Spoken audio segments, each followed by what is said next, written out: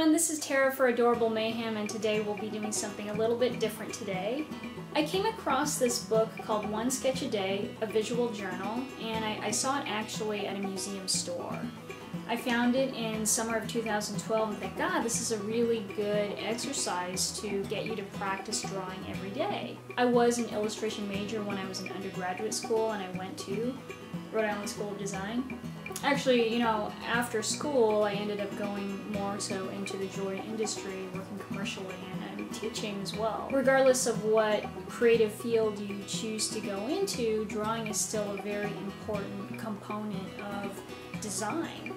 So I thought to myself, you know, this would be a really great thing to get into the habit of practicing drawing on a regular basis. I mean, I do obviously draw on my own, you know, when I'm designing and sketching things for clients, but you can really improve, you know, your drawing skills if you obviously practice it on a regular basis. I started doing this in 2012 and you can see some of the sketches.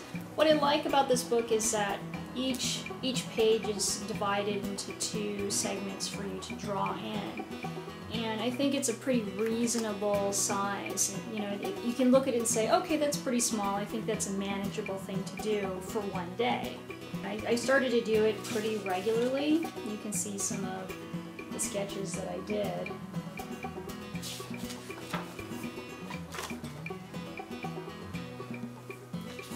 Some of it is just drawing still lifes. Some of the drawings are just drawing of the food that I'm eating, or going to various places. So it's sort of like a visual diary in a way. I started doing it in 2012 and I probably only drew a couple of times in 2013. Literally 2 times I drew in 2013, so I wasn't very good at doing this on that year, but I really want to get back into using this on a regular basis, and I think a way that I could use it is to use it with a little more purpose. If I know that I have upcoming projects that I need to work on, I can use this as a tool to help me work it out and have a nice visual journal of that. I mean, obviously if I go into some of this into more detail, I'll have to move into another sketchbook, but at least I can have some kind of documentation of what I'm doing every day. So if you're interested in getting this, again, I got this at a museum store, but I saw they do carry this on Amazon, so I'll put a link down below if you're interested in checking it out and you want to try to draw every day. So I thought what would be cool about doing these videos, I'm going to try to make these videos every week so you can see what I've been doing, and it gives me some encouragement, some kind of a structure to make me, you know, draw more consistently. You know, and hopefully it can get you also into the habit of drawing as well. So I have a couple of suggestions about this book. You'll see there's some criticisms in Amazon about the sketchbook, you know, that the paper quality they feel isn't the greatest. But actually, I find the paper quality to be decent. You just have to keep in mind there's certain media that works the best with this. As you can see in this sketchbook, I'm using primarily pen.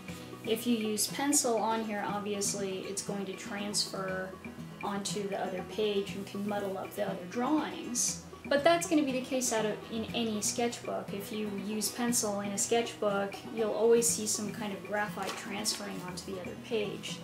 But if you want to keep this clean, definitely use pen. I found that there are certain pens that work really well.